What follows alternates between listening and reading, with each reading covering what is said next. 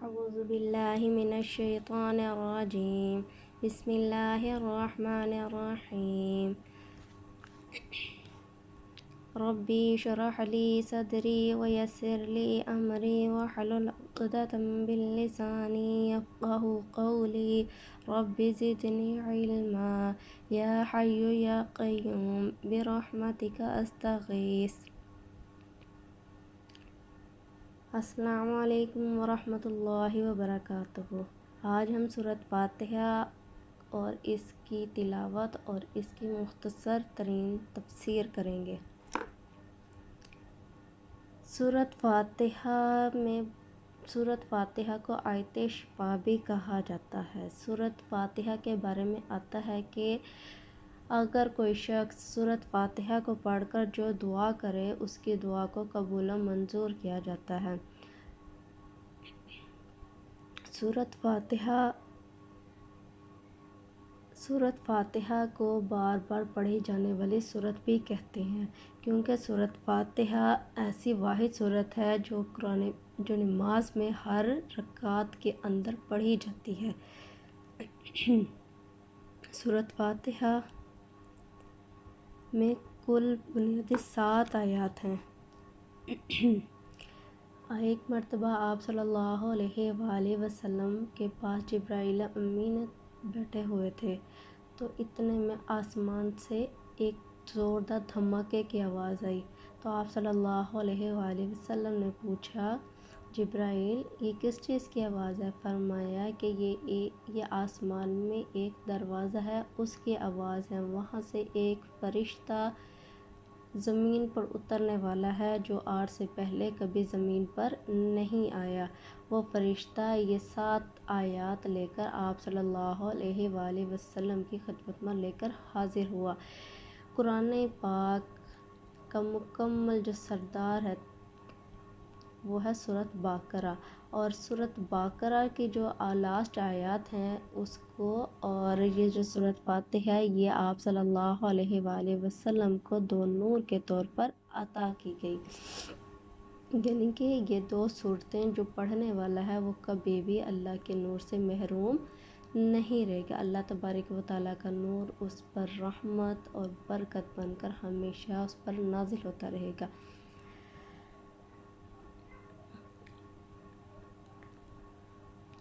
الحمد، تمام تعریفیں للہ، اللہ ہی کے لیے ہیں، رب العالمین، جو رب ہے تمام جہانوں کا۔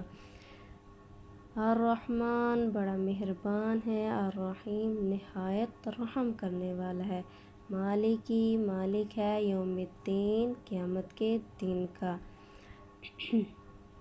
پہلی 3 آیات میں اللہ تبارک و تعالیٰ کی حمد و ثنا بیان کی گئی ہے، یعنی کہ تمام تعریفیں، تمام حمدیں، تمام ثنا کس کی ذات کے لیے مقرر ہیں؟ اللہ کی ذات کے لیے ہے۔ اللہ کون ہے؟ اللہ وہ بابرکت ذات ہے جو تمام جہانوں کو گھیرے ہوئے ہے، جو تمام آسمانوں کو، تمام خلقتوں کو پیدا کرنے والی ہے، اس کو بنانے والی ہے۔ اس کا کاریگر کون ہے؟ اللہ تبارک و تعالیٰ کی ذات ہے، یعنی کہ تمام کی تمام تعریفیں، تمام کے تمام بزرگی، ہر چیز کس کی ذات کے لیے مخصوص ہے؟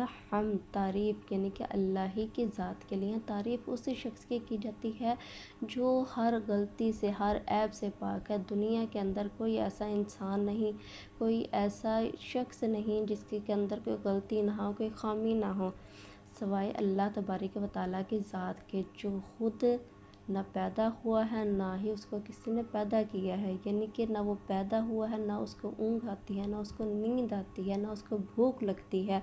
وہ ذات ہر عیب سے پاک ہے۔ وہ تمام کی تمام تعریفیں کس کے لیے ہیں؟ اللہ ہی کے لیے ہیں۔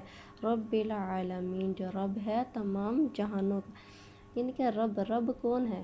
وہ اللہ، وہ ذات جس نے انسان کو پیدا کیا، جس نے انسان کو اشرف المخلوقات بنایا، جس نے انسان کو تمام جہانوں پر فضیلت دی، وہ انسان اللہ تبارک و تعالیٰ نے انسان کو اپنا نائب بنایا اس دنیا کے اندر، کہ کہ میں نے یہ دنیا انسانوں کے لیے بنائی ہے تاکہ وہ میرے احکامات پر عمل کر سکیں، میرے بتائے ہوئے اصولوں کے مطابق زندگی گزار سکیں۔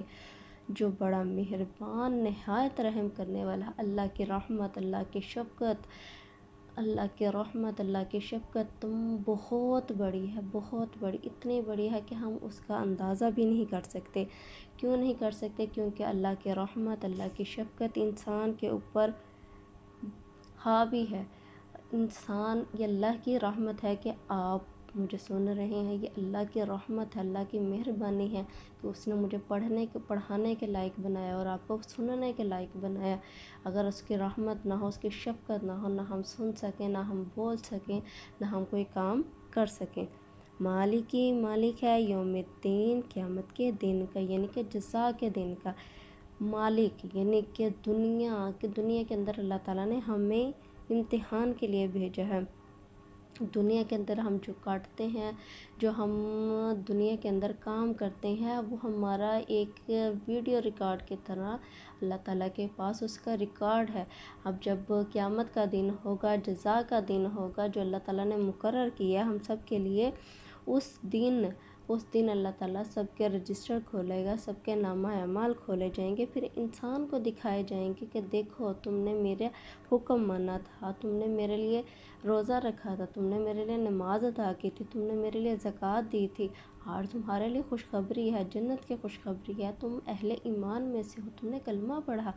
اور جو لوگ اللہ کی نافرمانی کرتے ہیں، جزا کے دن کو نہیں مانتے، قیامت کے دن کو نہیں مانتے، اللہ تعالیٰ ان کو دکھائے گا کہ دیکھو میں نے تمہیں بتایا تھا نا کہ میں مالک ہوں قیامت کے دن کا۔ ایاکا، ہم تیری ہی نعبد، عبادت کرتے ہیں، و ایاکا، اور تجھ ہی سے نستعین، مدد طلب کرتے ہیں۔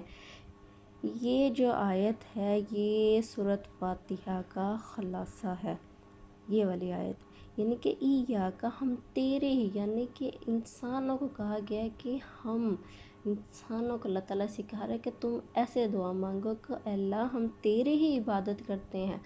ہم مدد کس سے مانگتے ہیں؟ اللہ تعالیٰ سے مانگتے ہیں، کیونکہ ہمیں پتہ ہے ہم نے جو مدد مانگنی ہے، جو ہمیں مشکل درپیش ہے، وہ اس کو حل کرنے والا کون ہے، اس کو سولو کرنے والے کون سی ذات ہے؟ وہ اللہ تبارک و تعالیٰ کی ذات ہے، چاہے وہ دنیاوی لحاظ سے ہو، چاہے وہ کاروبار کے لحاظ سے ہو، چاہے وہ اولاد کے لحاظ سے، کسی بھی لحاظ سے ہو۔ تو ہم کس سے مدد طلب کرتے ہیں؟ اللہ تبارک و تعالیٰ کی ذات سے۔ ایاکا، ہم تیری ہی نعبد، عبادت کرتے ہیں، یعنی کہ اللہ ہم تیری ہی عبادت کرتے ہیں، تجھ ہی سے سجدہ کرتے ہیں، تجھ ہی سے مانگتے ہیں، تیرے علاوہ کسی کو تیرے ساتھ شریک نہیں ٹھہراتے، تیرے علاوہ کسی کی عبادت نہیں کرتے۔ اللہ تیرے علاوہ کوئی دنیا میں ایسا کوئی شخص نہیں ہے، کوئی انسان ایسا نہیں ہے کوئی بھی کہ جس کے آگے ہم ہاتھ پھیلا سکے، جسے ہم مانگ سکے، کیونکہ انسانوں سے مانگنا شرمندگی کا باعث ہوتا ہے، کیونکہ کوئی بھی انسان کسی کو بھی ایک دفعہ دے گا، 2 دفعہ دے گا، تیسری دفعہ دے گا، تمہارا تو روز کا کام ہے، نہیں۔ اللہ کی ذات واحد ذات ہے جو دے دے کر انسان کو نہیں تھکتی، اور ہمیں چاہیے کہ ہم اس کی عبادت کریں۔ ایاکا، ہم تیری ہی نعبد، عبادت کرتے ہیں، وہ ایاکا، اور تجھ سے نستعین، مدد طلب کرتے ہیں، یعنی کہ ہم مدد کس سے مانگتے ہیں؟ اللہ تبارک و تعالیٰ کے ذات سے۔ اللہ کون ہے؟ جو ہماری دعاؤں کو سنتا ہے، وہ رب جو دعا لبوں پر آنے سے پہلے اس دعا کا مقصد جانتا ہے، وہ اللہ جو سینوں کے راز جانتا ہے، وہ اللہ ہماری مشکلات، ہماری مصیبتوں کو، ہمارے دکھوں کو، ہمارے دردوں کو، ہر چیز کو جانتا ہے، بس وہ چاہتا ہے کہ ہم اس سے مدد طلب کریں۔ اہدنا، دکھا ہم کو، صراطا، راستہ مستقیم، سیدھا، یعنی کہ ہمیں کیا کہا گیا ہے کہ تم دعا مانگو، اللہ مجھے سیدھا راستہ دکھا۔ اللہ نے یہ نہیں فرمایا کہ ٹیڑھا راستہ مانگو، یہ نہیں فرمایا لیفٹ جاؤ، یہ نہیں فرمایا رائٹ جاؤ، بالکل اسٹریٹ، سیدھا، یعنی کہ سیدھا راستہ جو ہے وہ جنت کی طرف لے کر جاتا ہے انسان کو۔ سیدھا راستہ کون سا راستہ ہے؟ جو اللہ تبارک و تعالیٰ نے ہمارے لیے منتخب کیا ہے۔ منتخب ہمیں اللہ تعالیٰ نے کون سا راستہ دیا؟ سیدھا راستہ۔ سیدھا راستہ کہاں پر لے کر جاتا ہے؟ اللہ کی جانب لے کر جاتا ہے۔ सिराता रास्ता अल्लज़ीना उन लोगों का अनअमता इनाम किया तूने उन पर, अनअमता इनाम किया अलैहिम ऊपर उनके, यानी कि अल्लाह हमें उन लोगों का रास्ता दिखा जिनके ऊपर तूने इनाम किया। इनाम अल्लाह ताला का किन पर था? नबियों पर था, शुहदा पर था, सिद्दीकीन पर था, अहले बैत पर था।